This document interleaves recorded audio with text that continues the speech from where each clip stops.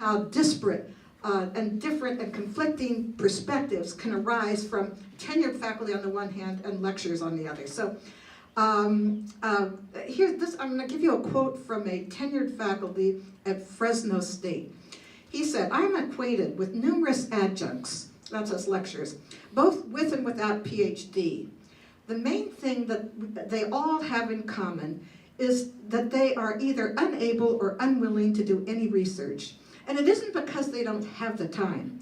The idea of a path to tenure for these people is really not in the cards." Okay, so that's the perspective of a tenure. This is not typical. Many tenured faculty are sensitive and understanding, but you've got this other segment also. In response to that statement, a lecturer on our campus, Steve Lycan, responded, "These tenured faculty are strangely ill-informed and rather stupid. No wonder they've been replaced by lecturers." So you can see, you want to put your hand up? You can see how by introducing the category of lecture, you divide and conquer. So it's not only about money, it's about power. And it has tremendously weakened us because of their success in doing that. So what we need to do, of course, is to go on an CFA should lead the charge and go on an educational campaign about the situation, the true situation of lecturers, so that we can begin to educate all members of the community about the situation of lecturers, and then go on a campaign to raise the working conditions of lecturers so that they more and more become similar to those of the tenured faculty, because otherwise we're just torn apart as a union and we're far less effective than we could be. So then the question is, well, how do we resist neoliberalism? Because many of us here are activists, but I want to just emphasize, I think that our unions are our strongest line of defense, because unions were the creation of working people specifically for self-defense and for the improvement of our working conditions.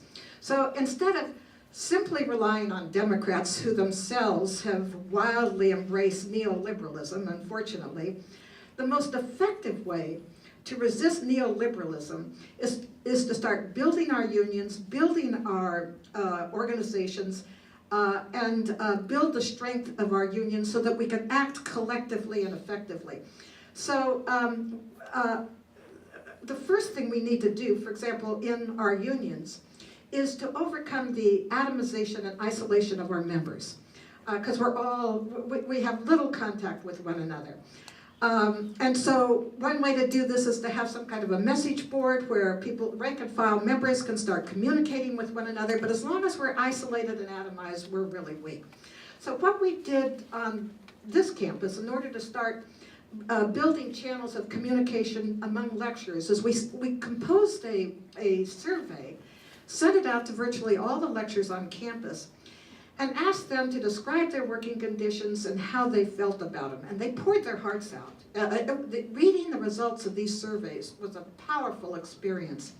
The conditions are horrible, the pay is absolutely lousy, and the lecturers feel completely abused and super exploited.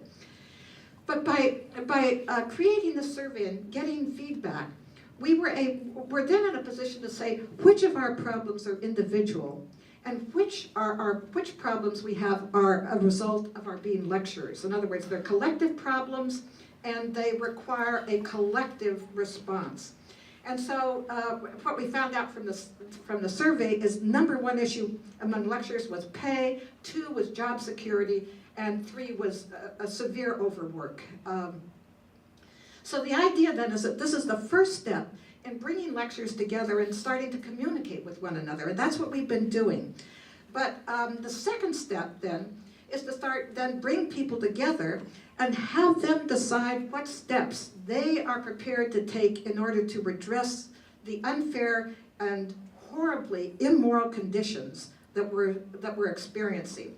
And there you have to proceed democratically, because you can't get people to be active if you're dictating what steps to take. These steps have to be decided democratically so people feel that they have an ownership over the process.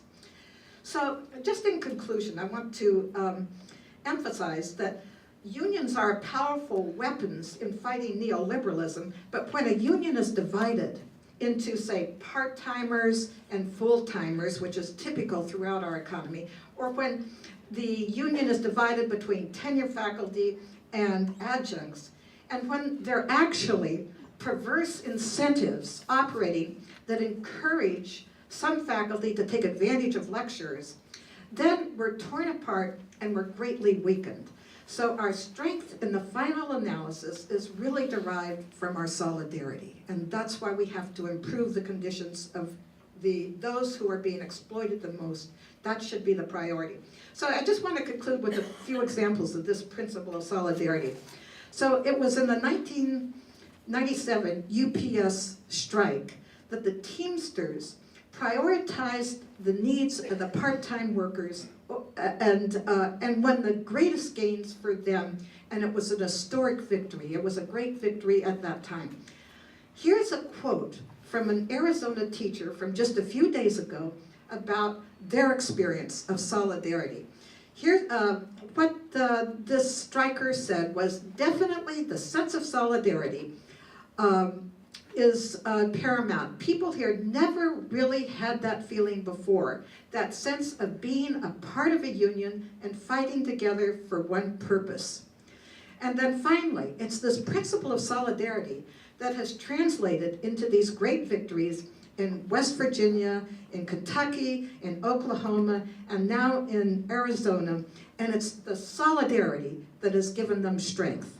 Thank you.